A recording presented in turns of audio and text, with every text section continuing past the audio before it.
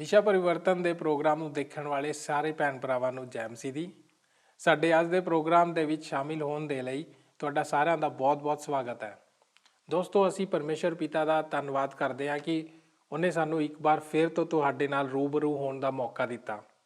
ਹੁਣ ਤੱਕ ਅਸੀਂ ਪਰਮੇਸ਼ਰ ਦੀ ਕਿਰਪਾ ਦਾ ਲੜੀਵਾਰ ਅਧਿਐਨ ਕਰ ਰਹੇ ਸੀ। ਦੋਸਤੋ, ਸਾਨੂੰ ਖੁਸ਼ੀ ਹੈ ਕਿ ਅਸੀਂ ਅੱਜ ਤੋਂ ਇੱਕ ਨਵੇਂ ਵਿਸ਼ੇ ਦੀ ਸ਼ੁਰੂਆਤ ਕਰਨ ਜਾ ਰਹੇ ਹਾਂ ਔਰ ਇਸ ਵਿਸ਼ੇ ਦਾ ਨਾਮ ਹੈ ਮਸੀਹੀ ਵਿਸ਼ਵਾਸ ਦੀਆਂ ਬੁਨਿਆਦੀ ਗੱਲਾਂ। ਅੱਜ ਤੋਂ ਅਸੀਂ ਉਹਨਾਂ ਗੱਲਾਂ ਉੱਤੇ ਚਰਚਾ ਕਰਾਂਗੇ ਜਿਹੜੀਆਂ ਮਸੀਹੀ ਵਿਸ਼ਵਾਸ ਦਾ ਆਧਾਰ ਹਨ ਅਤੇ ਮਸੀਹੀ ਜੀਵਨ ਦੀ ਯਾਤਰਾ ਵਿੱਚ ਮਹੱਤਵਪੂਰਨ ਸਥਾਨ ਰੱਖਦੀਆਂ ਹਨ। ਮਸੀਹੀ ਵਿਸ਼ਵਾਸ ਦੀ ਬੁਨਿਆਦੀ ਗੱਲਾਂ ਦੇ ਅਧੀਨ ਅੱਜ ਅਸੀਂ ਮੁਕਤੀ ਬਾਰੇ ਗੱਲ ਕਰਾਂਗੇ। ਅਸੀਂ ਇਸ ਦੇ ਲਈ ਅਫਸੀਆਂ ਦੀ ਪੱਤਰੀ ਦੇ 2 ਅਧਿਆਏ ਦੀ 1 ਤੋਂ ਲੈ ਕੇ 10 ਆਇਤ ਤੱਕ ਦੇ ਵਚਨਾਂ ਦੇ ਉੱਤੇ ਗੌਰ ਕਰਾਂਗੇ। ਪ੍ਰਭੂ ਯਿਸੂ ਜੀ ਦਾ ਨਾਮ ਲੈਂਦੇ ਹੋਏ ਅੱਜ ਦੇ ਅਧਿਐਨ ਦੀ ਸ਼ੁਰੂਆਤ ਕਰਦੇ ਹਾਂ।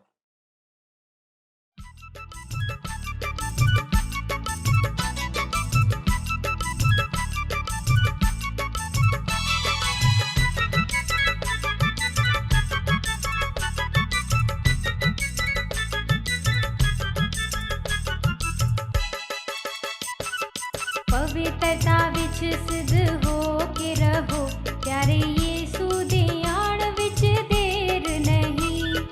पवित्रता विच सिद्ध हो के रहो, प्यारे यीशु दे आड़ विच देर नहीं।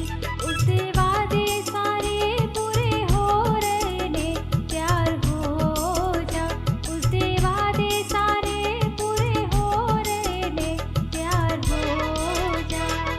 पवित्रता विच सिद्ध हो के रहो, प्यारे यीशु दे आउण विच देर नहीं। पवित्रता विच सिद्ध हो के रहो, प्यारे यीशु दे आउण विच देर नहीं।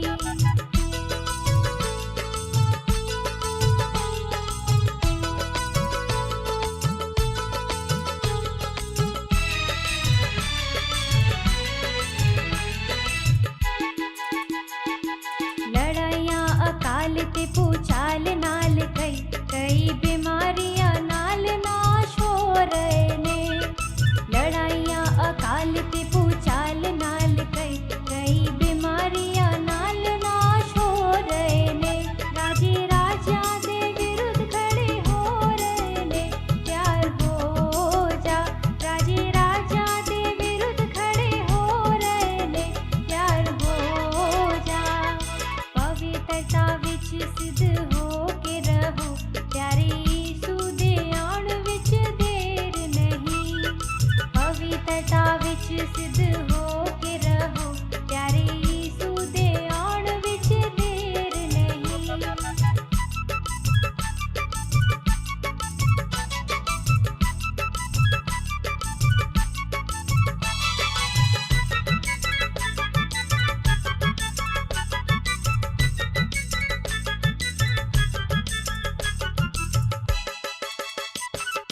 पाप दे कारण प्रीत ठंडी पै जाएगी, कई सेवक भी नह जा तो फिर जावणगे।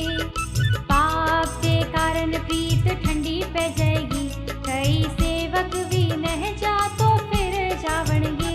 ए यीशु दे ने ओण दियां निशानियां, तैयार हो जा।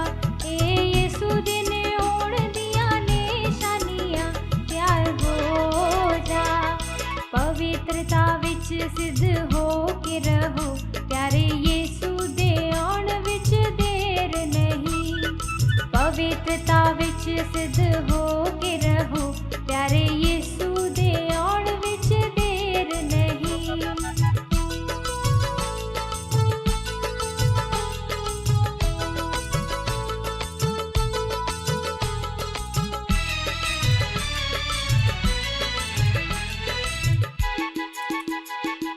बदला दे राही यीशु आउण वाला है, जो पाखन ओना नू ले जावेगा। बदला दे राही यीशु आउण वाला है, जो पाखन ओना नू ले जावेगा। ओदा प्यारा मुँह वेख के मगन होवांगे, तैयार हो जा। ओदा प्यारा मुँह वेख के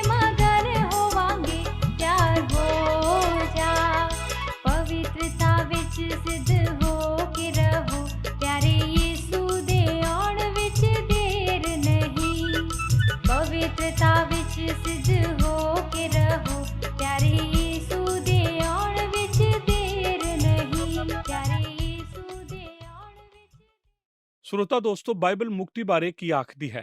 इफसिया 2 अध्याय 1 वचन ਤੋਂ ਲੈ ਕੇ 10 ਵਚਨ ਤੱਕ ਮੁਕਤੀ ਵਾਸਤੇ ਕਾਰਨ ਜੋ ਬੀਤ ਗਿਆ ਹੈ।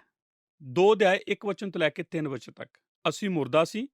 2 ਅਧਿਆਇ 1 ਵਚਨ ਅਸੀਂ ਧੋਖਾ ਖਾਏ ਹੋਏ ਸੀ। 2 ਅਧਿਆਇ 2 ਵਚਨ ਅਸੀਂ ਅਨਾਗਤਕਾਰੀ ਸੀ। 2 ਅਧਿਆਇ 2 ਵਚਨ ਅਸੀਂ ਪ੍ਰਿਸੀ। 2 ਅਧਿਆਇ 3 ਵਚਨ ਅਸੀਂ ਸਜ਼ਾ ਪਾਏ ਹੋਏ ਸੀ। 2 ਅਧਿਆਇ 3 ਵਚਨ ਮੁਕਤੀ ਦਾ ਇਲਾਜ ਵਰਤਮਾਨ। 2 ਅਧਿਆਇ 4 ਵਚਨ ਤੋਂ ਲੈ ਕੇ 6 ਵਚਨ 8 वचन और 9 वचन बहुत ज्यादा दया। 2 अध्याय 4 वचन महान प्रेम। 2 अध्याय 4 वचन बहुत ज्यादा कृपा। 2 अध्याय 5 वचन मुफ्त वरदान। 2 अध्याय 8 वचन विश्वास के द्वारा। 2 अध्याय 8 वचन मुक्ति का परिणाम भविख बारे। 2 अध्याय 7 वचन तो लैके 10 वचन तक परमेश्वर के वास्ते। 2 अध्याय 7 वचन मनुख के वास्ते। 2 अध्याय 10 वचन एक घटना घटी सी जिस नूं असीं सब ने वेख्या। मैं ਤੁਹਾਡੇ ਬਾਰੇ नहीं जानता पर मैं इस दे नाल ਇੰਨਾ ਜ਼ਿਆਦਾ ਜੁੜ ਗਿਆ ਸੀ ਕਿ ਮੈਂ ਅੱਧੀ ਰਾਤ ਤੱਕ ਜਾਗਦਾ ਰਿਹਾ ਕਿ ਮੈਂ ਇਸ ਨੂੰ ਹੁੰਦੇ ਹੋਏ ਵੇਖਾਂ। ਤੁਹਾਨੂੰ ਯਾਦ ਹੋਵੇਗਾ ਜਦ ਕੁਝ ਕੋਲੇ ਦੀ ਖਾਣ ਵਿੱਚ ਕੰਮ ਕਰਨ ਵਾਲੇ ਲੋਕ ਕੋਲੇ ਦੀ ਖਾਣ ਵਿੱਚ ਫਸ ਗਏ ਸਨ ਅਤੇ ਉਹ ਬਾਹਰ ਨਹੀਂ ਸੀ ਨਿਕਲ ਪਾ ਰਹੇ। ਸਾਰੀ ਰਾਤ ਉਹ ਇੰਤਜ਼ਾਰ ਕਰਦੇ ਰਹੇ ਕਿ ਕੋਈ ਉਹਨਾਂ ਦੇ ਕੋਲ ਜਾਵੇ ਅਤੇ ਉਹਨਾਂ ਦੀ ਮਦਦ ਕਰੇ। ਇਹ ਇੱਕ ਬਹੁਤ ਹੀ ਵਧੀਆ ਤਸਵੀਰ ਸੀ। ਵਿਅਸੀ ਦੇ ਅਤੇ ਮਦਦ ਦੇ ਰਾਹਤ ਦੇ ਇਹੋ ਜਿਹਾ ਕੁਝ ਵੀ ਨਹੀਂ ਸੀ ਜੋ ਉਹ ਕਰ ਸਕਦੇ ਸਨ। ਉਹ ਧਰਤੀ ਅਤੇ ਚਟਾਨਾਂ ਦੇ ਵਿੱਚ ਫਸੇ ਹੋਏ ਸਨ ਅਤੇ ਉਹਨਾਂ ਦੇ ਕੋਲ ਕੋਈ ਵੀ ਇਹੋ ਜਿਹਾ ਰਾਹ ਨਹੀਂ ਸੀ ਜਿਸ ਦੁਆਰਾ ਉਹ ਇਸ ਦੇ ਵਿੱਚੋਂ ਬਾਹਰ ਨਿਕਲ ਪਾਉਂਦੇ। ਸਾਰੀ ਰਾਤ ਬਚਾਓ ਦਲ ਕੰਮ ਕਰ ਰਿਹਾ ਸੀ ਅਤੇ ਮੈਨੂੰ ਯਾਦ ਹੈ ਮੇਰੇ ਦਿਲ ਵਿੱਚ ਕਿੰਨੀ ਨਿਰਾਸ਼ਾ ਸੀ ਜਦ ਉਹ ਧਰਤੀ ਦੇ ਵਿੱਚ ਛੇ ਕੱਢਣ ਵਾਲੀ ਮਸ਼ੀਨ ਦੇ ਨਾਲ ਕੰਮ ਕਰ ਰਹੇ ਸਨ ਤਾਂ ਉਹ ਟੁੱਟ ਗਈ। ਕਿ ਤੁਹਾਨੂੰ ਯਾਦ ਹੈ ਉਹਨਾਂ ਨੂੰ ਇਸ ਧਰਤੀ ਦੇ ਵਿੱਚੋਂ ਬਾਹਰ ਕੱਢਣਾ ਪਿਆ ਅਤੇ ਇਸ ਨੂੰ ਕਿਸੇ ਦੂਸਰੇ ਥਾਂ ਤੇ ਭੇਜਣਾ ਪਿਆ ਕਿ ਇਸ ਦੀ ਥਾਂ ਤੇ ਕੋਈ ਹੋਰ ਮਸ਼ੀਨ ਲਿਆਂਦੀ ਜਾ ਸਕੇ। ਅਤੇ ਉਸ ਸਮੇਂ ਅਸੀਂ ਸਭ ਹੈਰਾਨ ਹੋ ਰਹੇ ਸੀ ਕਿ ਜੋ ਲੋਕ ਹੇਠਾਂ ਹਨ, ਜੋ ਫਸੇ ਹੋਏ ਹਨ, ਉਹਨਾਂ ਨਾਲ ਕੀ ਬੀਤ ਰਹੀ ਹੋਵੇਗੀ। ਅਤੇ ਮੈਨੂੰ ਇਵੇਂ ਲੱਗ ਰਿਹਾ ਸੀ ਕਿ ਇਹ ਅੰਤ ਹੈ। ਮੈਂ ਸੋਚਿਆ ਕਿ ਜੇਕਰ ਮੈਂ ਵੀ ਉਹਨਾਂ ਲੋਕਾਂ ਦੇ ਨਾਲ ਹੁੰਦਾ ਜੋ ਖਾਨ ਦੇ ਵਿੱਚ ਫਸੇ ਹੋਏ ਸਨ, ਮੈਂ ਉਹਨਾਂ ਦੀ ਤਰ੍ਹਾਂ ਕਲਪਨਾ ਨਹੀਂ ਕਰ ਸਕਦਾ ਜਿਵੇਂ ਉਹ ਐਸਾਏ ਅਤੇ ਆਸ ਰਹਿਤ ਮਹਿਸੂਸ ਕਰ ਰਹੇ ਸਨ। ਇਹੋ ਜਿਹਾ ਕੁਝ ਵੀ ਨਹੀਂ ਸੀ ਜੋ ਆਪਣੇ ਆਪ ਨੂੰ ਬਚਾਉਣ ਵਾਸਤੇ ਕਰ ਸਕਦੇ ਸਨ। ਉਹ ਕਿਸੇ ਹੋਰ ਦੇ ਉੱਪਰ ਨਿਰਭਰ ਕਰ ਰਹੇ ਸਨ ਕਿ ਉਹ ਉਹਨਾਂ ਨੂੰ ਬਚਾ ਲਵੇ।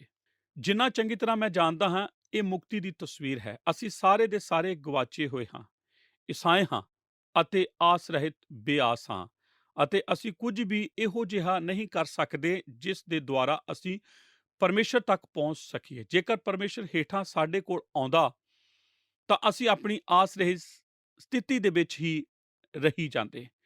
ਇਹ ਪਾਲੂਸ ਇਫਸੀਆਂ ਦੇ ਭੈਣ ਭਰਾਵਾਂ ਨੂੰ ਦੱਸਣਾ ਚਾਹੁੰਦਾ ਹੈ। ਉਸ ਨੇ ਪਹਿਲਾਂ ਅਧਿਆਏ ਦੇ ਵਿੱਚ ਉਹ ਸਭ ਬਰਕਤਾਂ ਦੇ ਬਾਰੇ ਵਿੱਚ ਲਿਖਿਆ ਹੈ ਜੋ ਕਿ ਸਾਨੂੰ ਮਸੀਹ ਦੇ ਵਿੱਚ ਮਿਲਦੀਆਂ ਹਨ। ਉਹ ਚਾਹੁੰਦਾ ਹੈ ਕਿ ਉਹ ਇਸ ਗੱਲ ਨੂੰ ਸਮਝਣ ਕਿ ਜਿਵੇਂ ਮਸੀਹ ਕਬਰ ਦੇ ਵਿੱਚ ਜਿਉਂਦਾ ਹੋਇਆ ਅਤੇ ਉਹ ਪਿਤਾ ਦੇ ਸੱਜੇ ਹੱਥ ਬੈਠਾ ਹੋਇਆ ਹੈ, ਇਸੇ ਤਰ੍ਹਾਂ ਉਹ ਵੀ ਪਾਪ ਤੋਂ ਜੀ ਉੱਠੇ ਹਨ ਅਤੇ ਉਹਨਾਂ ਨੂੰ ਵੀ ਪਿਤਾ ਦੀ ਹਜ਼ੂਰੀ ਦੇ ਵਿੱਚ ਇੱਕ ਜਗ੍ਹਾ ਦਿੱਤੀ ਗਈ ਹੈ। ਅਤੇ ਦੂਸਰੇ ਅਧਿਆਏ ਦੀਆਂ ਪਹਿਲੀਆਂ 10 ਐਤਾਂ ਦੇ ਵਿੱਚ ਪਾਲੂਸ ਉਹਨਾਂ ਦੇ ਸਾਹਮਣੇ ਅਧਿਆਏ ਦੀ 19 ਐਤ ਨੂੰ ਉਦਾਹਰਨ ਦੇ ਨਾਲ ਸਮਝਾਉਣ ਜਾ ਰਿਹਾ ਹੈ, ਜਿਸ ਦੇ ਵਿੱਚ ਸੀਨ ਉਸ ਦੀ ਤਾਕਤ ਦੇ ਬਾਰੇ ਵਿੱਚ ਪੜ੍ਹਦੇ ਹਾਂ ਅਤੇ ਉਸ ਦੀ ਸਾਮਰਥ ਸਾਡੇ ਵਿੱਚ ਕਿੰਨੀ ਮਹਾਨ ਹੈ। ਅਸੀਂ ਜੋ ਉਸ ਤੇ ਵਿਸ਼ਵਾਸ ਕਰਦੇ ਹਾਂ ਉਸ ਦੀ ਤਾਕਤ ਦਾ ਪ੍ਰਭਾਵ ਉਸ ਦੇ ਕੰਮ ਦੇ ਅਨੁਸਾਰ।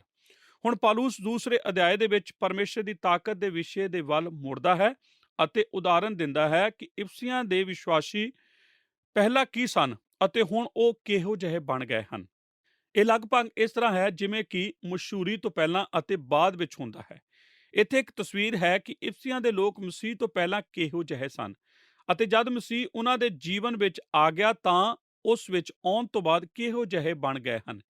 ਇਫਸੀਆਂ ਦੇ ਅਧਿਆਏ ਦੇ ਵਿੱਚ ਪਾਲੂਸ ਸਾਡੇ ਵਿਸ਼ਵਾਸੀ ਦੇ ਬੀਤ ਚੁੱਕੇ ਜੀਵਨ ਅਤੇ ਵਰਤਮਾਨ ਅਤੇ ਆਉਣ ਵਾਲੇ ਜੀਵਨ ਨੂੰ ਪ੍ਰਸਤੁਤ ਕਰ ਰਿਹਾ ਹੈ ਅਤੇ ਅਸੀਂ ਹੈਰਾਨ ਹੋਵਾਂਗੇ ਕਿ ਇਹ ਮੁੱਢਲੇ ਤੌਰ ਤੇ ਉੱਪਰ ਉਹਨਾਂ ਲੋਕਾਂ ਲਈ ਇੱਕ ਖੁਸ਼ਖਬਰੀ ਦੀ ਗਵਾਹੀ ਦੇ ਤੌਰ ਤੇ ਨਹੀਂ ਲਿਖਿਆ ਗਿਆ ਜੋ ਕਿ ਬਚਾਏ ਨਹੀਂ ਗਏ ਹਨ, ਬਲਕਿ ਇਹ ਇੱਕ ਉਦਾਹਰਨ ਹੈ ਉਹਨਾਂ ਲੋਕਾਂ ਲਈ ਜੋ ਪਹਿਲਾਂ ਤੋਂ ਹੀ ਬਚਾਏ ਗਏ ਹਨ। ਅਤੇ ਇਹ ਇਸ ਲਈ ਹੈ ਕਿ ਉਹ ਯਾਦ ਰੱਖ ਸਕਣ ਕਿ ਪਰਮੇਸ਼ਰ ਨੇ ਉਹਨਾਂ ਦੇ ਜੀਵਨ ਵਿੱਚ ਕੀ ਕੀਤਾ ਹੈ। ਇਹ ਸ਼ਾਇਦ ਪਰਮੇਸ਼ਰ ਦੇ ਵਚਨ ਵਿੱਚ ਮਸੀਹ ਖੁਸ਼ਖਬਰੀ ਦੀ ਸਭ ਤੋਂ ਵਧੀਆ ਪ੍ਰਸਤੁਤੀ ਹੈ। ਜੇਕਰ ਤੁਸੀਂ ਜਾਣਨਾ ਚਾਹੁੰਦੇ ਹੋ ਕਿ ਮਸੀਹ ਬਣਨ ਦਾ ਕੀ ਅਰਥ ਹੈ ਤਾਂ ਇਹ ਉਹ ਥਾਂ ਹੈ ਜਿੱਥੇ ਤੁਸੀਂ ਜਾਣ ਸਕਦੇ ਹੋ। ਇੱਥੇ ਸਾਡੇ ਬਾਰੇ ਸਭ ਕੁਝ ਲਿਖਿਆ ਹੋਇਆ ਹੈ ਕਿ ਮਸੀਹ ਵਿੱਚ ਆਉਣ ਤੋਂ ਪਹਿਲਾਂ ਸਾਡਾ ਜੀਵਨ ਕਿਹੋ ਜਿਹਾ ਸੀ ਅਤੇ ਸਭ ਕੁਝ ਜੋ ਮਸੀਹ ਨੇ ਕੀਤਾ ਕਿ ਸਾਨੂੰ ਸਾਡੀ ਇਸ ਸਥਿਤੀ ਦੇ ਵਿੱਚ ਚੁੱਕ ਸਕੇ। ਇਹ ਅਧਿਆਇ ਅਸਲ ਵਿੱਚ 3 ਹਿੱਸਿਆਂ ਦੇ ਵਿੱਚ ਹੈ। ਸਭ ਤੋਂ ਪਹਿਲਾਂ ਮੁਕਤੀ ਦਾ ਕਾਰਨ, ਸਾਡਾ ਬੀਤ ਚੁੱਕਿਆ ਜੀਵਨ। ਦੂਸਰਾ ਪਾਪ ਦਾ ਇਲਾਜ, ਸਾਡਾ ਵਰਤਮਾਨ। ਅਤੇ ਤੀਸਰਾ ਮੁਕਤੀ ਦਾ ਨਤੀਜਾ, ਸਾਡਾ ਭਵਿੱਖ।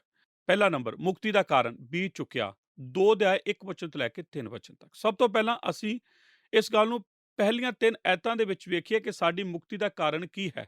ਸਾਨੂੰ ਕਿਉਂ ਕਿਸੇ ਹੋਰ ਦੀ ਲੋੜ ਹੈ ਕਿ ਉਹ ਸਾਨੂੰ ਆ ਕੇ ਬਚਾ ਸਕੇ। ਕਿਉਂ ਮਹਾਨ ਪਰਮੇਸ਼ਰ ਨੂੰ ਧਰਤੀ ਦੇ ਉੱਪਰ ਆਉਣਾ ਪਿਆ ਕਿ ਉਹ ਸਾਨੂੰ ਬਚਾਵੇ। ਕਿਉਂ ਅਸੀਂ ਨਹੀਂ ਜਿਵੇਂ ਕਿ ਬਹੁਤ ਸਾਰੇ ਧਰਮਾਂ ਦੇ ਲੋਕ ਕਹਿੰਦੇ ਹਨ, ਆਪਣੇ ਭਲੇ ਕੰਮਾਂ ਦੇ ਵਜ੍ਹਾ ਨਾਲ ਉੱਪਰ ਜਾਈਏ ਤੇ ਪਰਮੇਸ਼ਰ ਦੇ ਪੱਖ ਨੂੰ ਪਾ ਲਈਏ। ਊੜਾ, ਅਸੀਂ ਮੁਰਦਾ ਸੀ। ਦੂਸਰਾ ਅਧਿਆਇ 1 ਵਚਨ। ਪੌਲੁਸ ਇਸ ਸਵਾਲ ਦਾ ਉੱਤਰ ਬਹੁਤ ਹੀ ਵਿਸਤਾਰ ਦੇ ਨਾਲ ਦਿੰਦਾ ਹੈ। ਸਭ ਤੋਂ ਪਹਿਲਾਂ ਉਹ ਕਹਿੰਦਾ ਹੈ ਕਿ ਅਸੀਂ ਕਰ ਨਹੀਂ ਸਕਦੇ ਹਾਂ ਕਿਉਂਕਿ ਅਸੀਂ ਮੁਰਦਾ ਹਾਂ। ਉਹ ਕਹਿੰਦਾ ਹੈ ਕਿ ਅਸੀਂ ਮੁਰਦਾ ਹਾਂ ਅਤੇ ਉਸ ਨੇ ਤੁਹਾਨੂੰ ਵੀ ਜੋ ਆਪਣੇ ਅਪਰਾਧ ਦੇ ਕਾਰਨ ਮੋਏ ਸੀ ਜਵਾ ਲਿਆ ਹੈ। ਪਹਿਲੀ ਆਇਤ। ਹੁਣ ਇਹ 3 ਐਤਾਂ ਜੋ ਕਿ ਸਾਡੇ ਸਾਹਮਣੇ ਹਨ, ਸਾਡੇ ਕੋਲ ਬਾਈਬਲ ਦੇ ਵਿੱਚ ਮਨੁੱਖ ਦੇ ਪਾਪੀ ਹੋਣ ਦੇ ਬਾਰੇ ਵਿੱਚ ਸਭ ਵਧੀਆ ਲਿਖੀ ਗਈ ਹੋਈ ਹੈ। ਰੋਮੀਓ 6:23 ਦੇ ਵਿੱਚ ਲਿਖਿਆ ਹੈ ਕਿ ਪਾਪ ਦੀ ਮਜ਼ਦੂਰੀ ਮੌਤ ਹੈ ਅਤੇ ਇਸ ਲਈ ਪਾਪ ਅਤੇ ਮੌਤ ਦੋਵੇਂ ਸਾਥੀ ਹਨ। ਬਾਈਬਲ ਦੱਸਦੀ ਹੈ ਕਿ ਅਸੀਂ ਮੁਰਦਾ ਹਾਂ। ਇਸ ਦਾ ਕੀ ਅਰਥ ਹੈ ਕਿ ਅਸੀਂ ਆਤਮਿਕ ਤੌਰ ਤੇ ਮੁਰਦਾ ਹਾਂ। ਤੁਸੀਂ ਕਹਿੰਦੇ ਹੋ, ਪਾਸਟਰ ਮੈਨੂੰ ਇਹ ਨਾ ਕਹਿੰਦੇ ਫਿਰੋ ਕਿ ਮੈਂ ਮੁਰਦਾ ਹਾਂ। ਮੈਂ ਅੱਜ ਇੱਥੇ ਮੈਂ ਸਾਹ ਲੈ ਰਿਹਾ ਹਾਂ, ਮੈਂ ਜਿਉਂਦਾ ਹਾਂ। ਮੈਂ ਅੱਜ ਸਵੇਰੇ ਨਾਸ਼ਤਾ ਕੀਤਾ ਹੈ, ਮੈਂ ਕਾਰ ਚਲਾ ਕੇ ਇੱਥੇ ਆਇਆ ਹਾਂ। ਮੈਂ ਮੁਰਦਾ ਨਹੀਂ ਹਾਂ। ਹੋ ਸਕਦਾ ਹੈ ਕਿ ਤੁਸੀਂ ਸਰੀਰਕ ਤੌਰ ਤੇ ਮੁਰਦਾ ਨਾ ਹੋਵੋ, ਪਰ ਪਰਮੇਸ਼ਰ ਦੇ ਵਚਨ ਦੇ ਅਨੁਸਾਰ ਜਦ ਤੱਕ ਯਿਸੂ ਮਸੀਹ ਤੁਹਾਡੇ ਜੀਵਨ ਦੇ ਵਿੱਚ ਨਹੀਂ ਆ ਜਾਂਦਾ, ਤੁਸੀਂ ਆਤਮਿਕ ਤੌਰ ਤੇ ਮੁਰਦਾ ਹੋ। ਇਸ ਦਾ ਅਰਥ ਹੈ ਕਿ ਤੁਸੀਂ ਪਰਮੇਸ਼ਰ ਦੀ ਵੱਲ ਮਰੇ ਹੋਏ ਹੋ। ਇਸ ਦਾ ਅਰਥ ਹੈ ਕਿ ਪਰਮੇਸ਼ਰ ਤੁਹਾਡੇ ਨਾਲ ਗੱਲਬਾਤ ਨਹੀਂ ਕਰ ਸਕਦਾ। ਤੁਸੀਂ ਪਰਮੇਸ਼ਰ ਦੇ ਨਾਲ ਗੱਲਬਾਤ ਨਹੀਂ ਕਰ ਸਕਦੇ। ਤੁਹਾਡੇ ਕੋਲ ਪ੍ਰਾਪਤ ਕਰਨ ਵਾਲਾ ਨਹੀਂ ਹੈ ਕਿਉਂਕਿ ਤੁਹਾਡੇ ਦਿਲ ਵਿੱਚ ਪਵਿੱਤਰ ਆਤਮਾ ਨਹੀਂ ਹੈ। ਜਦ ਤੱਕ ਤੁਸੀਂ ਮਸੀਹੀ ਨਹੀਂ ਬਣਦੇ, ਜਦ ਤੱਕ ਤੁਸੀਂ ਯਿਸੂ ਮਸੀਹ ਦੇ ਉੱਪਰ ਉਸ ਨੂੰ ਆਪਣਾ ਮੁਕਤੀਦਾਤਾ ਮੰਨ ਕੇ ਵਿਸ਼ਵਾਸ ਨਹੀਂ ਕਰਦੇ, ਬਾਈਬਲ ਦੱਸਦੀ ਹੈ ਕਿ ਤੁਸੀਂ ਮੁਰਦਾ ਹੋ। ਆਪਣੀਆਂ ਬਾਈਬਲਾਂ ਨੂੰ ਇਫਸੀਆ 4 ਅਧਿਆਇ ਦੀ 18 ਐਤ ਵਿੱਚ ਵੇਖੋ। ਇੱਥੇ ਬਾਈਬਲ ਸਾਡੇ ਸਭ ਦੇ ਬਾਰੇ ਦੱਸੀ ਹੈ ਕਿ ਜਦ ਤੱਕ ਮਸੀਹ ਸਾਡੇ ਜੀਵਨ ਵਿੱਚ ਨਹੀਂ ਆਉਂਦਾ, ਸਾਡਾ ਜੀਵਨ ਕਿਹੋ ਜਿਹਾ ਹੁੰਦਾ ਹੈ। ਉਹਨਾਂ ਦੀ ਬੁੱਧ ਹਨੇਰੀ ਹੋਈ ਹੈ ਅਤੇ ਉਸ ਗਿਆਨ ਦੇ ਕਾਰਨ ਜੋ ਉਹਨਾਂ ਦੇ ਅੰਦਰ ਹੈ ਅਤੇ ਆਪਣੇ ਮਨ ਦੀ ਕਠੋਰਤਾ ਦੇ ਕਾਰਨ ਉਹ ਪਰਮੇਸ਼ਰ ਦੇ ਜੀਵਨ ਤੋਂ ਅੱਡ ਹੋਏ ਹਨ। ਇੱਥੇ ਇਸ ਗੱਲ ਦੇ ਥੱਲੇ ਲਕੀਰ ਮਾਰ ਲਓ, ਉਹ ਪਰਮੇਸ਼ਰ ਦੇ ਜੀਵਨ ਤੋਂ ਅੱਡ ਹੋਏ ਹਨ। ਇਸ ਦਾ ਅਰਥ ਹੈ ਮੁਰਦਾ ਹੋਣਾ। ਜਦ ਤੱਕ ਤੁਸੀਂ ਮਸੀਹ ਨਹੀਂ ਬਣਦੇ, ਤੁਸੀਂ ਪਰਮੇਸ਼ਰ ਨੂੰ ਨਹੀਂ ਜਾਣ ਸਕਦੇ, ਤੁਸੀਂ ਪਰਮੇਸ਼ਰ ਨੂੰ ਨਹੀਂ ਸਮਝ ਸਕਦੇ, ਤੁਸੀਂ ਅਸਲ ਵਿੱਚ ਬਾਈਬਲ ਨੂੰ ਵੀ ਚੰਗੀ ਤਰ੍ਹਾਂ ਨਹੀਂ ਸਮਝ ਸਕਦੇ। ਤੁਸੀਂ ਇਸ ਨੂੰ ਪੜ੍ਹਨ ਦੀ ਕੋਸ਼ਿਸ਼ ਕਰਦੇ ਹੋ ਪਰ ਤੁਹਾਨੂੰ ਇਹ ਸਭ ਬਹੁਤ ਹੀ ਮਹੱਤਵਪੂਰਨ ਲੱਗਦਾ ਹੈ। ਇਹ ਤੁਹਾਡੇ ਲਈ ਇਸ ਲਈ ਇਸ ਤਰ੍ਹਾਂ ਹੈ ਕਿਉਂਕਿ ਤੁਸੀਂ ਇੱਕ ਸੁਭਾਵਿਕ ਇਨਸਾਨ ਹੋ ਅਤੇ ਤੁਹਾਡੇ ਅੰਦਰ ਪਰਮੇਸ਼ਰ ਦੇ ਪ੍ਰਤੀ ਕੋਈ ਵੀ ਆਤਮਾ ਵਾਸ ਨਹੀਂ ਕਰਦਾ। ਇਸ ਤੋਂ ਪਹਿਲਾਂ ਕਿ ਅਸੀਂ ਮਸੀਹ ਨੂੰ ਸਵੀਕਾਰ ਕਰੀਏ, ਪਰਮੇਸ਼ਰ ਦੀ ਮਾਫੀ ਨੂੰ ਉਸ ਦੇ ਪੁੱਤਰ ਯਿਸੂ ਮਸੀਹ ਦੇ ਵਿੱਚ ਸਵੀਕਾਰ ਕਰਨ ਤੋਂ ਪਹਿਲਾਂ ਅਸੀਂ ਆਪਣੇ ਪਾਪਾਂ ਦੇ ਵਿੱਚ ਮੁਰਦਾ ਸੀ। ਅਤੇ ਬਾਈਬਲ ਦੇ ਅਨੁਸਾਰ ਧਿਆਨ ਨਾਲ ਸੁਣੋ, ਅਸੀਂ ਜਦ ਜਨਮ ਲਿਆ ਤਾਂ ਅਸੀਂ ਸਭ ਪਾਪੀ ਸੀ। ਤੁਸੀਂ ਕਹੋਗੇ, ਹੁਣ ਪਾਸਟਰ ਜਰਮੀਆ ਤੁਸੀਂ ਮੈਨੂੰ ਇਹ ਨਾ ਦੱਸੋ ਕਿ ਉਹ ਪਿਆਰੇ ਬੱਚੇ ਜੋ ਇੱਥੇ ਨਰਸਰੀ ਦੇ ਵਿੱਚ ਹਨ, ਜੋ ਕਿ ਚੰਗੇ ਮਾਤਾ ਪਿਤਾ ਤੋਂ ਜਨਮੇ, ਉਹਨਾਂ ਦੇ ਪਰਿਵਾਰਾਂ ਦੇ ਵਿੱਚ ਜਨਮੇ, ਉਹ ਸਭ ਪਾਪੀ ਸਨ। ਇੱਕ ਹੀ ਕਾਰਨ ਹੈ ਜਿਸ ਦੇ ਕਾਰਨ ਤੁਸੀਂ ਮੇਰੇ ਕੋਲ ਇਹ ਸਵਾਲ ਪੁੱਛਦੇ ਹੋ, ਕਿਉਂਕਿ ਤੁਸੀਂ ਉਹਨਾਂ ਦੇ ਵਿਵਹਾਰ ਨੂੰ ਵੇਖ ਨਹੀਂ ਰਹੇ।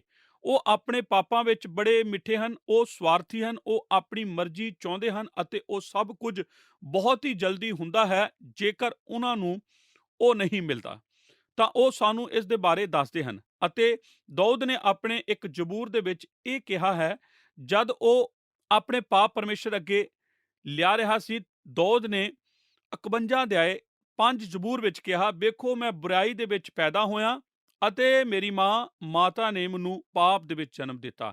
ਇੱਥੇ ਉਹ ਇਹ ਗੱਲ ਨਹੀਂ ਸੀ ਕਹਿ ਰਿਹਾ ਕਿ ਜਦ ਉਸਨੇ ਜਨਮ ਲਿਆ ਤਾਂ ਜੋ ਸਰੀਰਕ ਸੰਬੰਧ ਬਣ ਸਕੇ ਉਹ ਪਾਪ ਸਨ। ਨਹੀਂ, ਜਦ ਉਹ ਗੱਲ ਕਰ ਰਿਹਾ ਹੈ ਕਿ ਉਹ ਪਾਪ ਵਿੱਚ ਪੈਦਾ ਹੋਇਆ ਤਾਂ ਉਹ ਇਹ ਗੱਲ ਕਰ ਰਿਹਾ ਹੈ ਕਿ ਪਾਪ ਦੇ ਖੇਤਰ ਵਿੱਚ ਪੈਦਾ ਹੋਇਆ ਅਤੇ ਉਸ ਨੂੰ ਉਹੀ ਸੁਭਾਅ ਮਿਲਿਆ ਹੈ ਜੋ ਕਿ ਆਦਮ ਤੋਂ ਚੱਲਿਆ ਆ ਰਿਹਾ ਹੈ।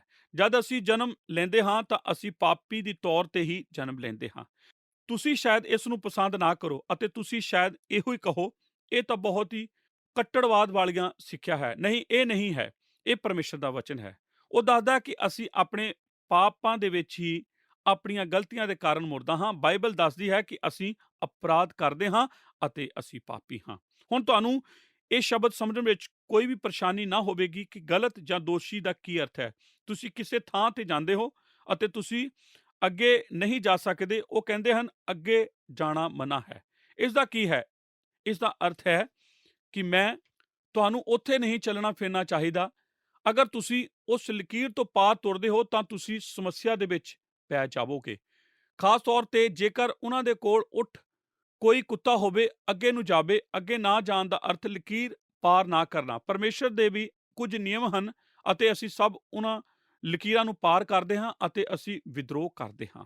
ਪਾਪ ਸ਼ਬਦ ਦਾ ਅਰਥ ਹੈ ਨਿਸ਼ਾਨੇ ਤੋਂ ਖੁੱਜ ਜਾਣਾ। ਪਾਪ ਸ਼ਬਦ ਦਾ ਅਰਥ ਹੈ ਕਿ ਪਰਮੇਸ਼ਰ ਨੇ ਇੱਕ ਸਤਰ ਬਣਾ ਕੇ ਰੱਖਿਆ ਹੋਇਆ ਹੈ। ਅਸੀਂ ਉਹਨਾਂ ਸੀਮਾਵਾਂ ਨੂੰ ਪਾਰ ਕਰਦੇ ਹਾਂ ਜਿਨ੍ਹਾਂ ਬਾਰੇ ਉਸ ਨੇ ਕਿਹਾ ਹੈ ਕਿ ਅਸੀਂ ਅੱਗੇ ਨਾ ਚਾਹੀਏ, ਅਤੇ ਅਸੀਂ ਕਦੇ ਵੀ ਉਸ ਸਤਰ ਨੂੰ ਮਾਪ ਨਹੀਂ ਪਾਉਂਦੇ ਜੋ ਉਸ ਨੇ ਸਾਡੇ ਲਈ ਰੱਖਿਆ ਹੈ। ਅਤੇ ਬਾਈਬਲ ਦੱਸਦੀ ਹੈ ਕਿ ਇਹ ਤਰੀਕਾ ਰੋਮੀਓ ਦੇ ਵਿੱਚ ਸੀ। ਉੱਥੇ ਲਿਖਿਆ ਹੈ ਸਭਨਾਂ ਨੇ ਪਾਪ ਕੀਤਾ ਤੇ ਪਰਮੇਸ਼ਰ ਦੇ ਪ੍ਰਤਾਪ ਤੋਂ ਰਾਹਿਤ ਹਨ। ਪਾਪੀ ਹੋਣ ਦਾ ਕੀ ਅਰਥ ਹੈ? ਇਸ ਦਾ ਅਰਥ ਹੈ ਤੁਸੀਂ ਪਰਮੇਸ਼ਰ ਦੀ ਮਹਿਮਾ ਦੇ ਅਨੁਸਾਰ ਮਾਪ ਵਿੱਚ ਨਹੀਂ ਆਉਂਦੇ।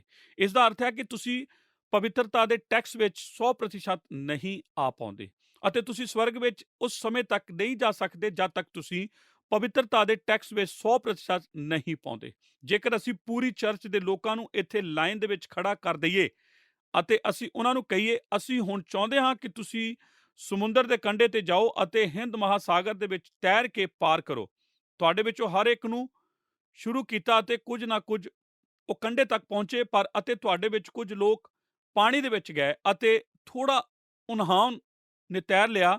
ਤੁਹਾਡੇ ਵਿੱਚ ਕੁਝ ਚੰਗਾ ਸਿਹਤ ਵਾਲੇ ਹਨ ਅਤੇ ਸਮੁੰਦਰ ਦੇ ਵਿੱਚ 1 ਜਾਂ 2 ਮੀਲ ਤੱਕ ਤੈਰ ਗਏ। ਪਰ ਜਦ ਅਸੀਂ ਹਿੰਦ ਮਹਾਸਾਗਰ ਦੀ ਗੱਲ ਕਰਦੇ ਹਾਂ ਤਾਂ ਅਸੀਂ ਸਭ ਇੱਕ ਵੀ ਕਿਸ਼ਤੀ ਦੇ ਵਿੱਚ ਸਵਾਰ ਹਾਂ। ਅਸੀਂ ਸਾਰੇ ਪਿੱਛੇ ਰਹਿ ਜਾਂਦੇ ਹਾਂ। ਪਰਮੇਸ਼ਰ ਦੀ ਪਵਿੱਤਰਤਾ ਦਾ ਸਤਰ ਬਹੁਤ ਹੀ ਉੱਚਾ ਹੈ ਅਤੇ ਇਹ ਸਾਡੀ ਕਲਪਨਾ ਦੇ ਕਿਸੇ ਵੀ ਬਸੂਤ ਤੋਂ ਔਰ ਸਾਡੇ ਕੰਮਾਂ ਤੋਂ ਕਿਤੇ ਉੱਚਾ ਹੈ। ਅਸੀਂ ਇਸ ਨੂੰ ਮਾਪ ਨਹੀਂ ਸਕਦੇ। ਬਾਈਬਲ ਦੱਸਦੀ ਹੈ ਕਿ ਅਸੀਂ ਆਪਣੇ ਪਾਪਾਂ ਦੇ ਵਿੱਚ ਅਤੇ ਆਪਣੀਆਂ ਗਲਤੀਆਂ ਵਿੱਚ ਮੁਰਦਾ ਹਾਂ। ਐੜਾ ਅਸੀਂ ਧੋਖਾ ਖਾਏ ਹੋਏ ਸੀ।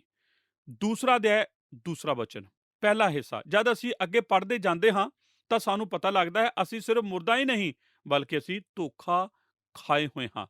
ਇਫਸੀਆਂ 2 ਅਧਿਆਇ 2 ਵਿੱਚ ਲਿਖਿਆ ਹੋਇਆ ਹੈ ਜਿਨ੍ਹਾਂ ਦੇ ਵਿੱਚ ਤੁਸੀਂ ਇਸ ਸੰਸਾਰ ਦੇ ਵਿਵਹਾਰ ਹਵਾਈ ਇਖਤਿਆਰਾਂ ਦੇ ਸਰਦਾਰ ਦੇ ਅਨੁਸਾਰ ਚੱਲਦੇ ਸੀ। ਕਿਉਂਕਿ ਅਸੀਂ ਆਪਣੇ ਪਾਪਾਂ ਦੇ ਅਪਰਾਧ ਦੇ ਵਿੱਚ ਮੁਰਦਾ ਸੀ, ਅਸੀਂ ਇਸ ਸੰਸਾਰ ਦੇ ਵਿਵਹਾਰ ਦੇ ਅਨੁਸਾਰ ਚੱਲਦੇ ਸੀ। ਇਹਦਾ ਅਰਥ ਹੈ ਕਿ ਅਸੀਂ ਉਸ ਢਾਂਚੇ ਦੇ ਅਨੁਸਾਰ ਚੱਲਦੇ ਸੀ ਜੋ ਕਿ ਇਸ ਸੰਸਾਰ ਦੇ ਵਿੱਚ ਹੈ। ਕਿਸੇ ਨੇ ਕਿਹਾ ਹੈ ਕਿ ਇਹ ਮੁਰਦਾ ਲੋਕ ਤੁਰ ਫਿਰ ਰਹੇ ਹਨ। ਉਸ ਦੀ ਉਦਾਹਰਨ ਹੈ ਅਸੀਂ ਪਿੰਜਰਾ ਹਾਂ, ਅਸੀਂ ਮੁਰਦਾ ਲੋਕ ਹਾਂ ਜੋ ਤੁਰ ਫਿਰ ਰਹੇ ਹਾਂ। ਅਸੀਂ ਸੰਸਾਰ ਦੇ ਵਿਵਹਾਰ ਅਨੁਸਾਰ ਚੱਲਦੇ ਹਾਂ ਅਤੇ ਇਸ ਸੰਸਾਰ ਦਾ ਵਿਵਹਾਰ ਦੁਸ਼ਟ ਦੇ ਕਬਜ਼ੇ ਵਿੱਚ ਹੈ। ਇਸੇ ਲਈ ਉਸ ਨੂੰ ਹਵਾਈ ਇਖਤਿਆਰ ਵਾਲਾ ਸਰਦਾਰ ਕਿਹਾ ਗਿਆ ਹੈ। ਉਹ ਕੌਣ ਹੈ? ਉਹ ਸ਼ੈਤਾਨ ਹੈ। ਅੱਜ ਸੰਸਾਰ ਦਾ ਆਗੂ ਕੌਣ ਹੈ? ਸ਼ੈਤਾਨ ਹੈ। ਇਹ ਸੱਚ ਹੈ ਕਿ ਅੱਜ ਪੂਰਾ ਸੰਸਾਰ ਸ਼ੈਤਾਨ ਦੀ ਗੋਦੀ ਦੇ ਵਿੱਚ ਪਿਆ ਹੋਇਆ ਹੈ ਅਤੇ ਸ਼ੈਤਾਨ ਅੱਜ ਆਪਣੇ ਕੰਮ ਕਰ ਰਿਹਾ ਹੈ। ਬਹੁਤ ਸਾਰੇ ਲੋਕ ਕਹਿੰਦੇ ਹਨ ਕਿ ਪਰਮੇਸ਼ਰ ਇਸ ਸੰਸਾਰ ਦਾ ਆਗੂ ਹੈ। ਪਰਮੇਸ਼ਰ ਅਖੀਰ ਦੇ ਵਿਚਕਾਰ ਅਧਿਕਾਰ ਦੇ ਵਿੱਚ, ਪਰ ਹੁਣ ਉਸਨੇ ਸ਼ੈਤਾਨ ਨੂੰ ਇਹ ਅਨੁਮਤੀ ਦਿੱਤੀ ਹੋਈ ਹੈ ਕਿ ਉਹ ਇਸ ਗ੍ਰਹਿ ਧਰਤੀ ਦੇ ਉੱਪਰ ਆਪਣੇ ਕੰਮ ਕਰ ਸਕਦਾ ਹੈ। ਔਰ ਜਿੱਥੇ ਕਿਤੇ ਵੀ ਅਸੀਂ ਵੇਖਦੇ ਹਾਂ ਅਸੀਂ ਇਸ ਦਾ ਨਤੀਜਾ ਵੇਖਦੇ ਹਾਂ। ਅੱਜ ਜੋ ਯੁੱਧ ਚੱਲ ਰਿਹਾ ਹੈ ਉਹ ਪਾਪ ਅਤੇ ਸ਼ੈਤਾਨ ਦਾ ਰਾਜ ਦਾ ਨਤੀਜਾ ਹੈ। ਅੱਜ ਤੁਹਾਨੂੰ ਜ਼ਿਆਦਾ ਪੜ੍ਹਨ ਦੀ ਲੋੜ ਨਹੀਂ ਕਿ ਜੋ ਜ਼ੁਲਮ ਅੱਜ ਸਾਡੇ ਦੇਸ਼ ਵਿੱਚ ਹੋ ਰਹੇ ਹਨ ਉਹ ਪਰਮੇਸ਼ਰ ਦੀ ਵੱਲੋਂ ਨਹੀਂ ਹਨ, ਇਹ ਨਰਕ ਦੀ ਖਾਈ ਦੇ ਵਿੱਚੋਂ ਹਨ ਅਤੇ ਅੱਜ ਸ਼ੈਤਾਨ ਆਪਣੇ ਕੰਮ ਸੰਸਾਰ ਦੇ ਵਿੱਚ ਕਰ ਰਿਹਾ ਹੈ। ਔਰ ਬਾਈਬਲ ਦੱਸਦੀ ਹੈ ਕਿ ਅਸੀਂ ਮੁਰਦਾ ਹਾਂ, ਅਸੀਂ ਸ਼ੈਤਾਨ ਜੋ ਕਰ ਰਹੇ ਹਾਂ ਉਸ ਦੁਆਰਾ ਧੋਖਾ ਖਾਏ ਹੋਏ ਹਾਂ। ਅਤੇ ਕਿਉਂਕਿ ਅਸੀਂ ਮੁਰਦਾ ਹਾਂ, ਅਸੀਂ ਸੰਸਾਰ ਦੇ ਵਿਵਹਾਰ ਦੇ ਅਨੁਸਾਰ ਚੱਲਦੇ ਹਾਂ। ਜਦ ਪੌਲੁਸ ਸ਼ੈਤਾਨ ਨੂੰ ਹਵਾ ਦੇ ਇਖਤਿਆਰ ਦਾ ਸਰਦਾਰ ਕਹਿੰਦਾ ਹੈ, ਉਹ ਉਹਨਾਂ ਦੁਸ਼ਟ ਆਤਮਾਵਾਂ ਦੀ ਗੱਲ ਕਰ ਰਿਹਾ ਹੈ ਜਿਨ੍ਹਾਂ ਨੂੰ ਸ਼ੈਤਾਨ ਚਲਾਉਂਦਾ ਹੈ। ਸ਼ੈਤਾਨ ਦੇ ਕੋਲ ਦੁਸ਼ਟ ਆਤਮਾ ਦਾ ਪੂਰਾ ਢਾਂਚਾ ਹੈ ਜੋ ਕਿ ਅੱਜ ਸੰਸਾਰ ਦੇ ਵਿੱਚ ਕੰਮ ਕਰ ਰਹੇ ਹਨ। ਜੇਕਰ ਤੁਸੀਂ ਦਾਨੀਏਲ ਦੀ ਪੁਸਤਕ ਪੜ੍ਹੋ ਤੁਸੀਂ ਇਹ ਵੇਖੋਗੇ ਕਿ ਹਰ ਇੱਕ ਦੇਸ਼ ਦੇ ਵਾਸਤੇ ਦੁਸ਼ਟ ਆਤਮਾਵਾਂ ਨੂੰ ਕੰਮ ਸੌਂਪਿਆ ਹੈ। ਉਸਨੇ ਆਪਣੇ ਕੰਮ ਕਰਨ ਵਾਲੇ ਲੋਕਾਂ ਨੂੰ ਹਰ ਥਾਂ ਤੇ ਲਾਇਆ ਹੋਇਆ ਹੈ ਅਤੇ ਇਹ ਵੇਖਦੇ ਹਾਂ। ਤੁਸੀਂ ਮੈਨੂੰ ਇਹ ਨਾ ਕਹੋ ਕਿ ਇਹ ਬੁਰਾਈ ਹੈ। ਨਹੀਂ, ਤੁਸੀਂ ਕਿੱਥੇ ਰਹਿੰਦੇ ਹੋ? ਅੱਜ ਅਖਬਾਰ ਪੜ੍ਹੋ, ਖਬਰਾਂ ਸੁਣੋ। ਅੱਜ ਸੰਸਾਰ ਦੇ ਵਿੱਚ ਬੁਰਾਈ ਹੈ। ਕੀ ਮੈਂ ਸਹੀ ਕਹਿ ਰਿਹਾ ਹਾਂ? ਬਾਈਬਲ ਦੱਸਦੀ ਹੈ ਕਿ ਸਾਡੇ ਬਚਾਏ ਜਾਣ ਤੋਂ ਪਹਿਲਾਂ ਇਸ ਤੋਂ ਪਹਿਲਾਂ ਕਿ ਸਰਬ ਸ਼ਕਤੀਮਾਨ ਪਰਮੇਸ਼ਰ ਸਾਨੂੰ ਛੁਡਾਏ, ਅਸੀਂ ਸਿਰਫ ਮੁਰਦਾ ਹੀ ਨਹੀਂ ਸੀ, ਬਲਕਿ ਅਸੀਂ ਧੋਖਾ ਖਾਏ ਹੋਏ ਸੀ। ਈੜੀ ਭਾਗ, ਅਸੀਂ ਅਣਆਗਿਆਕਾਰੀ ਸੀ। ਦੂਸਰਾ ਅਧਿਆਇ 2 ਵਚਨ। ਹੁਣ ਪੜ੍ਹਦੇ ਜਾਓ, ਅਸੀਂ ਸਿਰਫ ਮੁਰਦਾ ਹੀ ਨਹੀਂ ਅਤੇ ਧੋਖਾ ਹੀ ਨਹੀਂ ਖਾਏ ਹੋਏ, ਅਸੀਂ ਅਣਆਗਿਆਕਾਰੀ ਵੀ ਹਾਂ। ਵੇਖੋ 2 ਐਤ ਵਿੱਚ ਲਿਖਿਆ ਹੈ, ਉਹ ਆਤਮਾ ਜੋ ਹੁਣ ਆਗਿਆਕਾਰੀ ਦੇ ਪੁੱਤਰਾਂ ਦੇ ਵਿੱਚ ਕੰਮ ਕਰਦੀ ਹੈ। ਅਸੀਂ ਪਾਪਾਂ ਦੇ ਮੁਰਦਾ ਸੀ, ਅਸੀਂ ਇਸ ਸੰਸਾਰ ਦੇ ਵਿਹਾਰ ਅਨੁਸਾਰ ਚੱਲਦੇ ਸੀ ਔਰ ਅਸੀਂ ਜਾਣ ਬੁੱਝ ਕੇ ਇਹੋ ਜਿਹੇ ਸੀ, ਉਸ ਦੀ ਅਣਆਗਿਆ ਕਰਦੀ ਸੀ। ਕਿਸੇ ਨੇ ਕਿਹਾ, ਵੇਖੋ ਮੈਂ ਆਪਣੀ ਮਰਜ਼ੀ ਅਨੁਸਾਰ ਚੱਲਦਾ ਹਾਂ। ਤੁਹਾਨੂੰ ਕੀ ਪਤਾ ਹੈ, ਤੁਸੀਂ ਕਿਸੇ ਵੀ ਤਰੀਕੇ ਨਾਲ ਜੀ ਸਕਦੇ ਹੋ, ਪਰ ਫਿਰ ਵੀ ਤੁਸੀਂ ਆਪਣੇ ਹੀ ਬਣਾਏ ਹੋਏ ਨਿਯਮ ਅਨੁਸਾਰ ਵੀ ਨਹੀਂ ਜੀ ਸਕਦੇ। ਕਿਸੇ ਨੇ ਕਿਹਾ ਹੈ, ਮੈਂ ਸਵਰਗ ਦੇ ਵਿੱਚ ਜਾਵਾਂਗਾ ਕਿਉਂਕਿ ਮੈਂ ਇੱਕ ਚੰਗਾ ਪਿਤਾ ਹਾਂ ਅਤੇ ਮੈਂ ਆਪਣੇ ਪਰਿਵਾਰ ਦੀਆਂ ਜ਼ਰੂਰਤਾਂ ਪੂਰੀਆਂ ਕਰਦਾ ਹਾਂ। ਠੀਕ ਹੈ, ਜੇਕਰ ਤੁਸੀਂ ਇਹਨਾਂ ਦੋਵਾਂ ਗੱਲਾਂ ਨੂੰ ਲੈ ਕੇ ਸਵਰਗ ਵਿੱਚ ਜਾਣਾ ਹੋਵੇ ਤਾਂ ਤੁਹਾਨੂੰ ਇੱਕ ਸਿੱਧ ਪਿਤਾ ਅਤੇ ਸਿੱਧ ਇੰਤਜ਼ਾਮ ਕਰਨ ਵਾਲਾ ਬਣਨਾ ਪਵੇਗਾ, ਅਤੇ ਕੋਈ ਵੀ ਇਹ ਪੂਰਾ ਨਹੀਂ ਕਰ ਸਕਦਾ ਕਿਉਂਕਿ ਅਸੀਂ ਸਭ ਅਣਆਗਿਆਕਾਰੀ ਕਰਦੇ ਹਾਂ। ਅਸੀਂ ਉਹ ਕਰਦੇ ਹਾਂ ਜੋ ਪਰਮੇਸ਼ਰ ਦੀ ਮਰਜ਼ੀ ਨਹੀਂ ਹੈ। ਬਾਈਬਲ ਦੱਸਦੀ ਹੈ ਕਿ ਅਸੀਂ ਅਣਆਗਿਆਕਾਰੀ ਦੇ ਪੁੱਤਰ ਹਾਂ। ਲੋਕ ਇਸ ਗੱਲ ਨੂੰ ਸੁਣ ਕੇ ਹੈਰਾਨ ਹਨ ਕਿ ਸੰਸਾਰ ਦੇ ਵਿੱਚ 2 ਪਰਿਵਾਰ ਹਨ। ਸਿਰਫ ਪਰਮੇਸ਼ਰ ਦਾ ਹੀ ਪਰਿਵਾਰ ਨਹੀਂ, 2 ਪਰਿਵਾਰ ਹਨ। ਬਾਈਬਲ ਦੱਸਦੀ ਹੈ ਕਿ ਸ਼ੈਤਾਨ ਦਾ ਵੀ ਇੱਕ ਪਰਿਵਾਰ ਹੈ ਔਰ ਉਹ ਹੁਣ ਅਣਆਗਿਆਕਾਰੀ ਦੇ ਪੁੱਤਰ ਅਤੇ ਸ਼ੈਤਾਨ ਦੇ ਪੁੱਤਰ। ਤੁਸੀਂ ਕਹਿੰਦੇ ਹੋ ਇਹ ਬਹੁਤ ਹੀ ਭਿਆਨਕ ਗੱਲ ਹੈ ਜੋ ਕਿ ਤੁਸੀਂ ਸਟੇਜ ਤੇ ਖੜੇ ਹੋ ਕੇ ਕਹਿੰਦੇ ਹੋ। ਵੇਖੋ, ਮੈਂ ਤਾਂ ਸਿਰਫ ਤੁਹਾਨੂੰ ਉਹੀ ਕਹਿ ਰਿਹਾ ਹਾਂ ਜੋ ਕਿ ਵਚਨ ਦੇ ਵਿੱਚ ਲਿਖਿਆ ਹੈ। ਅਸੀਂ ਮੁਰਦਾ ਹਾਂ, ਅਸੀਂ ਧੋਖਾ ਖਾਏ ਹੋਏ ਹਾਂ ਅਤੇ ਅਸੀਂ ਅਣਆਗਿਆਕਾਰੀ ਹਾਂ। ਅਸੀਂ ਸਾਰੇ ਇਹੋ ਜਿਹੇ ਹੀ ਹਾਂ। ਮੈਂ ਵੀ ਇਹੋ ਜਿਹਾ ਹਾਂ। ਤੁਹਾਡੇ ਵਿੱਚੋਂ ਹਰ ਕੋਈ ਜੋ ਕੋਈ ਮਸੀਹ ਦੇ ਵਿੱਚ ਆਇਆ ਹੈ, ਇਸੇ ਤਰ੍ਹਾਂ ਹੀ ਹੈ। ਇਸ ਤੋਂ ਪਹਿਲਾਂ ਕਿ ਮਸੀਹ ਤੁਹਾਡੇ ਜੀਵਨ ਦੇ ਵਿੱਚ ਆਇਆ, ਅਸੀਂ ਇੱਕ ਆਸ ਰਹਿਤ ਦਿਵਸੀ ਜਿਸ ਤੋਂ ਅਸੀਂ ਆਪਣੇ ਆਪ ਨੂੰ ਕਦੇ ਵੀ ਅਲੱਗ ਨਹੀਂ ਕਰ ਸਕਦੇ ਸੀ, ਕਿਉਂਕਿ ਅਸੀਂ ਮੁਰਦਾ ਸਾਂ, ਅਸੀਂ ਧੋਖਾ ਖਾਏ ਹੋਏ ਸੀ ਅਤੇ ਅਸੀਂ ਅਣਆਗਿਆਕਾਰੀ ਹਾਂ। ਭਾਗ ਸੱਸਾ, ਅਸੀਂ ਭ੍ਰਸ਼ਟ ਹਾਂ। 2 ਅਧਿਆਇ 3 ਵਚਨ। ਅਤੇ ਜੇਕਰ ਤੁਸੀਂ ਲਗਾਤਾਰ ਪੜ੍ਹਦੇ ਰਹੋ, ਤੁਸੀਂ ਇਸ ਗੱਲ ਨੂੰ ਪਾਓਗੇ ਕਿ ਅਸੀਂ ਸਭ ਮੁਰਦਾ ਹਾਂ, ਧੋਖਾ ਖਾਏ ਹੋਏ ਹਾਂ, ਅਣਆਗਿਆਕਾਰੀ ਹਾਂ ਅਤੇ ਅਸੀਂ ਭ੍ਰਸ਼ਟ ਹਾਂ। ਤੁਸੀਂ ਕਹੋਗੇ, ਪਾਸਟਰ ਜ਼ਰਮੀਆ, ਮੈਂ ਅੱਜ ਇਸ ਲਈ ਚਰਚ ਨਹੀਂ ਆਇਆ ਕਿ ਤੁਸੀਂ ਮੈਨੂੰ ਇਹ ਦੱਸ ਸਕੋਗੇ। ਮੁਰਦਾ ਹਾਂ, ਮੈਂ ਧੋਖਾ ਖਾਇਆ ਹੋਇਆ ਹਾਂ, ਅਣਆਗਿਆਕਾਰੀ ਹਾਂ ਅਤੇ ਮੈਂ ਭ੍ਰਸ਼ਟ ਹਾਂ। ਵੇਖੋ, ਮਜਬੂਰ ਹਾਂ ਕਿ ਮੈਂ ਤੁਹਾਨੂੰ ਦੱਸਾਂ ਕਿ ਪਰਮੇਸ਼ਰ ਦਾ ਵਚਨ ਦੱਸਦਾ ਹੈ ਕਿ ਮੈਂ ਤੁਹਾਨੂੰ ਉਹ ਦੱਸ ਰਿਹਾ ਹਾਂ ਜੋ ਕਿ ਸੱਚ ਹੈ, ਅਤੇ ਮੇਰੇ ਜੀਵਨ ਦੇ ਵਿੱਚ ਵੀ ਇਹ ਸੱਚ ਹੀ ਸੀ ਜਦ ਤੱਕ ਪਰਮੇਸ਼ਰ ਮੇਰੇ ਜੀਵਨ ਵਿੱਚ ਨਹੀਂ ਸੀ ਆਇਆ। ਤੁਹਾਡੇ ਵਿੱਚ ਕੁਝ ਕੁ ਲੋਕ ਸੋਚ ਰਹੇ ਹਨ, ਇਹ ਮੇਰੇ ਲਈ ਨਹੀਂ ਹੈ ਕਿਉਂਕਿ ਮੈਂ ਇੱਕ ਮਸੀਹੀ ਹਾਂ। ਤੁਹਾਨੂੰ ਇਹ ਸੋਚਣਾ ਹੈ, ਤੁਹਾਨੂੰ ਆਪਣੇ ਮੋਢੇ ਦੇ ਪਿੱਛੇ ਹੋ ਕੇ ਵੇਖਣਾ ਹੈ ਅਤੇ ਯਾਦ ਰੱਖਣਾ ਚਾਹੀਦਾ ਹੈ ਕਿ ਅਸੀਂ ਪਰਮੇਸ਼ਰ ਦੇ ਵਿੱਚ ਆਉਣ ਤੋਂ ਪਹਿਲਾਂ ਕੀ ਸੀ। ਉਹ ਕਹਿੰਦਾ ਹੈ, ਅਸੀਂ ਭ੍ਰਸ਼ਟ ਹਾਂ। ਅਤੇ ਤੁਸੀਂ ਸੁਣੋ, ਉਹਨਾਂ ਦੇ ਵਿੱਚ ਅਸੀਂ ਵੀ ਸਭੇ ਸਰੀਰ ਅਤੇ ਮਨ ਦੀਆਂ ਚਾਹਤਾਂ ਨੂੰ ਪੂਰਾ ਕਰਦੇ ਆਪਣੇ ਸਰੀਰ ਦੇ ਅਨੁਸਾਰ ਦਿਨ ਕੱਟਦੇ ਸੀ। ਇੱਕ ਬਹੁਤ ਹੀ ਤਿੱਖੀ ਆਇਤ ਹੈ। ਇਹ ਕਹਿੰਦੀ ਹੈ ਕਿ ਇਸ ਤੋਂ ਪਹਿਲਾਂ ਕਿ ਸਰਬ ਸ਼ਕਤੀਮਾਨ ਪਰਮੇਸ਼ਰ ਸਾਡੇ ਦਿਲ ਵਿੱਚ ਆਇਆ ਅਤੇ ਇਸ ਤੋਂ ਪਹਿਲਾਂ ਕਿ ਉਸਨੇ ਸਾਨੂੰ ਉਸ ਖਾਈ ਦੇ ਵਿੱਚੋਂ ਬਾਹਰ ਕੱਢਿਆ ਜਿਸ ਨੂੰ ਅਸੀਂ ਪੁੱਟਿਆ ਹੋਇਆ ਸੀ। ਅਸੀਂ ਆਪਣੀਆਂ ਕਾਮਨਾ ਦੇ ਅਨੁਸਾਰ ਜਿਉਂਦੇ ਸੀ। ਇੱਥੇ ਉਹ ਸਿਰਫ ਕੁਮਕਤਾ ਦੀ ਗੱਲ ਹੀ ਨਹੀਂ ਕਰ ਰਿਹਾ। ਕਾਮਨਾ ਸ਼ਬਦ ਦਾ ਅਰਥ ਹੈ ਕਿ ਸਾਡੀਆਂ ਚਾਹਤਾਂ ਜੋ ਕਿ ਬੇਲਗਾਮ ਹਨ ਅਤੇ ਅਸੀਂ ਉਹ ਕਰਦੇ ਹਾਂ ਜੋ ਕਿ ਅਸੀਂ ਕਰਨਾ ਚਾਹੁੰਦੇ ਹਾਂ। ਮੈਂ ਕੀ ਕਰਨਾ ਚਾਹੁੰਦਾ ਹਾਂ, ਮੈਂ ਕੀ ਕਹਿਣਾ ਚਾਹੁੰਦਾ ਹਾਂ, ਕਿੱਥੇ ਜਾਣਾ ਚਾਹੁੰਦਾ ਹਾਂ ਅਤੇ ਮੈਂ ਉੱਥੇ ਕਦੇ ਨਹੀਂ ਜਾਣਾ ਚਾਹੁੰਦਾ। ਕਾਮਨਾ ਅਤੇ ਚਾਹਤਾਂ ਹੀ ਹਨ। ਮਨੁੱਖ ਆਪਣੀ ਸਵਾਰਥੀ ਲੋੜਾਂ ਦੇ ਲਈ ਜਿਉਂਦੇ ਹਨ ਅਤੇ ਅਸੀਂ ਇਹੋ ਜਿਹੇ ਹੁੰਦੇ ਹਾਂ ਜਦ ਤੱਕ ਸਰਬ ਸ਼ਕਤੀਮਾਨ ਪਰਮੇਸ਼ਰ ਸਾਨੂੰ ਫੜ ਨਹੀਂ ਲੈਂਦਾ। ਤੁਸੀਂ ਕਹਿੰਦੇ ਹੋ ਕਿ ਜੋ ਲੋਕ ਮਸੀਹ ਹਨ ਉਹ ਬਹੁਤ ਵਰਦਾਨ ਦੇ ਦੁਆਰਾ ਭਰੇ ਹੋਏ ਹਨ ਅਤੇ ਪਰਮੇਸ਼ਰ ਉਹਨਾਂ ਨੂੰ ਇਸਤੇਮਾਲ ਕਰ ਰਿਹਾ ਹੈ। ਹਾਂ, ਪਰ ਜੇਕਰ ਤੁਸੀਂ ਉਹਨਾਂ ਦੇ ਵਰਦਾਨਾਂ ਦੇ ਪਿੱਛੇ ਜਾ ਕੇ ਉਹਨਾਂ ਦੇ ਮਹੱਤਵਾਂ ਨੂੰ ਵੇਖੋ ਤਾਂ ਤੁਸੀਂ ਜਾਣੋਗੇ ਜੋ ਕੰਮ ਅਸੀਂ ਬਹੁਤ ਹੀ ਵਧੀਆ ਕਰਦੇ ਹਾਂ ਅਤੇ ਜੇਕਰ ਉਹ ਪਰਮੇਸ਼ਰ ਤੋਂ ਦੂਰ ਹੋ ਕੇ ਅਸੀਂ ਕਰਦੇ ਹਾਂ ਤਾਂ ਉਹ ਸਵਾਰਥੀ ਕੰਮ ਹਨ। ਬਾਈਬਲ ਦੱਸਦੀ ਹੈ ਕਿ ਸਾਡੇ ਧਾਰਮਿਕਤਾ ਦੇ ਕੰਮ ਪਰਮੇਸ਼ਰ ਦੇ ਸਾਹਮਣੇ ਫਟੇ ਪੁਰਾਣੇ ਕੱਪੜਿਆਂ ਦੀਆਂ ਤਰ੍ਹਾਂ ਹਨ। ਇਹ ਬਾਈਬਲ ਦੱਸਦੀ ਹੈ। ਅਸੀਂ ਮੁਰਦਾ ਹਾਂ, ਅਸੀਂ ਧੋਖਾ ਖਾਏ ਹੋਏ ਹਾਂ, ਅਸੀਂ ਆਪਣੇ ਮਨਾਂ ਦੇ ਵਿੱਚ ਉਹ ਕਰਦੇ ਹਾਂ ਜਿਵੇਂ ਸੰਸਾਰ ਕਰਦਾ ਹੈ। ਅਸੀਂ ਅਣਆਗਿਆਕਾਰੀ ਹਾਂ ਅਤੇ ਅਸੀਂ ਅਕਸਰ ਹੀ ਲਕੀਰ ਪਾਰ ਕਰ ਜਾਂਦੇ ਹਾਂ ਅਤੇ ਅਸੀਂ ਭ੍ਰਸ਼ਟ ਹਾਂ। ਅਸੀਂ ਦੋਸ਼ੀ ਹਾਂ। 2 ਅਧਿਆਇ 3 ਵਚਨ। ਇਹਨਾਂ ਸਭਨਾਂ ਗੱਲਾਂ ਦੀ ਵਜੋਂ ਪੰਜਵੀਂ ਗੱਲ ਸਹੀ ਹੈ ਕਿ ਅਸੀਂ ਦੋਸ਼ੀ ਹਾਂ। ਅਸੀਂ ਦੋਸ਼ੀ ਹਾਂ। 3 ਐਤ ਵਿੱਚ ਅਸੀਂ ਇਹ ਲਿਖਿਆ ਹੈ, ਪੜ੍ਹਦੇ ਹਾਂ, ਅਸੀਂ ਹੋਰਨਾਂ ਵਾਂਗੂ ਆਪਣੇ ਸੁਆਹ ਕਰਕੇ ਗਜਬ ਦੇ ਪੁੱਤਰ ਸੀ। ਹੁਣ ਤਸਵੀਰ ਨੂੰ ਸਮਝੋ। ਇੱਥੇ ਪਾਲੂਸ ਕੀ ਕਹਿ ਰਿਹਾ ਹੈ? ਜੇਕਰ ਤੁਸੀਂ ਅੱਜ ਸਵੇਰੇ ਥੋੜਾ ਦੋਸ਼ੀ ਮਹਿਸੂਸ ਕਰ ਰਹੇ ਸੀ, ਜੇਕਰ ਤੁਸੀਂ ਮਸੀਹ ਨਹੀਂ ਹੋ, ਇੱਥੇ ਉਹ ਕਹਿ ਰਿਹਾ ਹੈ, ਉਹ ਇਫਸੀਆਂ 2 ਅਧਿਆਏ ਦੇ ਵਿੱਚ ਇਹ ਸੰਦੇਸ਼ ਵਿਸ਼ਵਾਸੀਆਂ ਨੂੰ ਪ੍ਰਚਾਰ ਕਰ ਰਿਹਾ ਹੈ।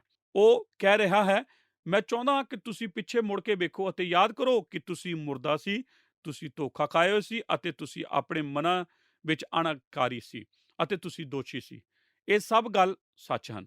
ਜੇਕਰ ਪਰਮੇਸ਼ਰ ਦੀ ਤਾਕਤ ਨਹੀਂ ਹੁੰਦੀ ਜਿਸ ਦੇ ਵਿਖੇ ਉਹ 19 ਐਤ ਦੇ ਵਿੱਚ ਕਹਿੰਦਾ ਹੈ, ਤੁਸੀਂ ਹਾਲੇ ਵੀ ਉੱਥੇ ਹੀ ਹੁੰਦੇ।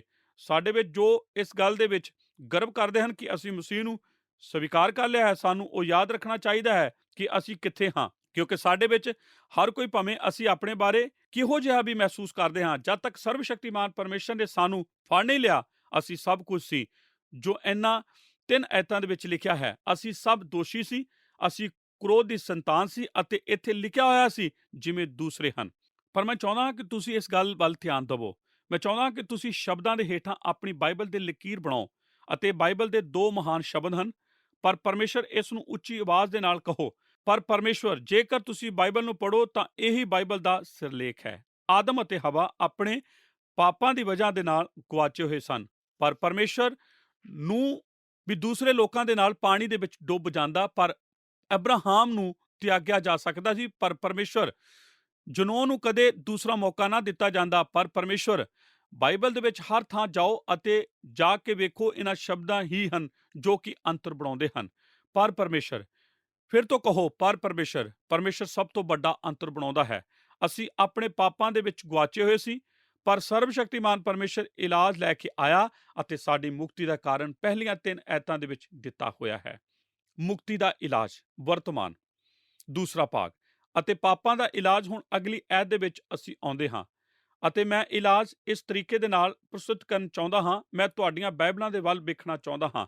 ਜੇਕਰ ਤੁਹਾਡੇ ਕੋਲ ਹਨ ਤਾਂ ਮੈਂ ਚਾਹੁੰਦਾ ਹਾਂ ਕਿ ਤੁਸੀਂ ਇਹਨਾਂ ਮੁੱਖ ਸ਼ਬਦਾਂ ਦੇ ਹੇਠਾਂ ਲਕੀਰ ਬਣਾ ਦਿਓ, ਉਹ ਸ਼ਬਦ ਜੋ ਇਲਾਜ ਦੇ ਨਾਲ ਜੁੜੇ ਹੋਏ ਹਨ।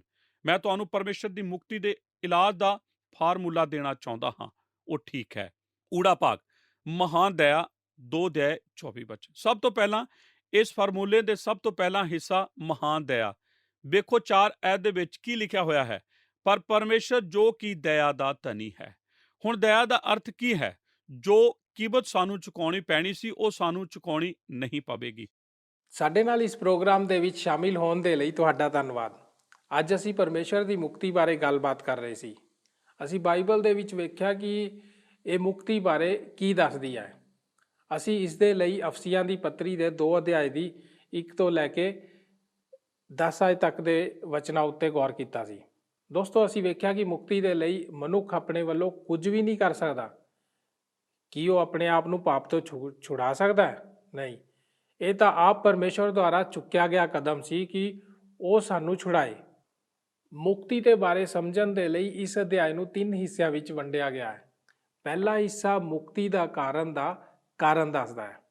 ਇਹ ਸਾਡੇ ਬੀਤ ਚੁੱਕੇ ਹੋਏ ਜੀਵਨ ਬਾਰੇ ਹੈ। ਦੂਜਾ ਹਿੱਸਾ ਪਾਪ ਦੇ ਇਲਾਜ ਬਾਰੇ ਦੱਸਦਾ ਹੈ। ਇਹ ਸਾਡੇ ਵਰਤਮਾਨ ਸਮੇਂ ਬਾਰੇ ਗੱਲਬਾਤ ਕਰਦਾ ਹੈ। ਅਤੇ ਤੀਜੇ ਹਿੱਸੇ ਵਿੱਚ ਅਸੀਂ ਮੁਕਤੀ ਦੇ ਨਤੀਜੇ ਬਾਰੇ ਦੇਖਿਆ। ਇਹ ਹਿੱਸਾ ਸਾਡੇ ਭਵਿੱਖ ਬਾਰੇ ਗੱਲਬਾਤ ਕਰਦਾ ਹੈ। ਦੋਸਤੋ, ਅਸੀਂ ਉਮੀਦ ਕਰਦੇ ਹਾਂ ਕਿ ਸਾਡੇ ਅੱਜ ਦੇ ਪ੍ਰੋਗਰਾਮ ਤੋਂ ਤੁਹਾਨੂੰ ਬਹੁਤ ਲਾਭ ਮਿਲਿਆ ਹੋਵੇਗਾ। ਹੁਣ ਸਾਨੂੰ ਇਜਾਜ਼ਤ ਦਿਓ, ਅਸੀਂ ਆਪਣੇ ਪ੍ਰੋਗਰਾਮ ਨੂੰ ਇੱਥੇ ਹੀ ਸਮਾਪਤ ਕਰਦੇ ਹਾਂ। ਫੇਰ ਮਿਲਾਂਗੇ ਅਗਲੇ ਪ੍ਰੋਗਰਾਮ ਦੇ ਵਿੱਚ। ਜੈ ਮਸੀਹ ਦੀ। ਕੀ ਤੁਹਾਨੂੰ ਇਹ ਪ੍ਰੋਗਰਾਮ ਪਸੰਦ ਆਇਆ? ਹੁਣੇ ਸਾਨੂੰ ਇੱਕ ਮਿਸ ਕਾਲ ਦਿਓ ਤੇ ਤੁਸੀਂ ਅਗਲੇ ਜੇਤੂ ਹੋ ਸਕਦੇ ਹੋ।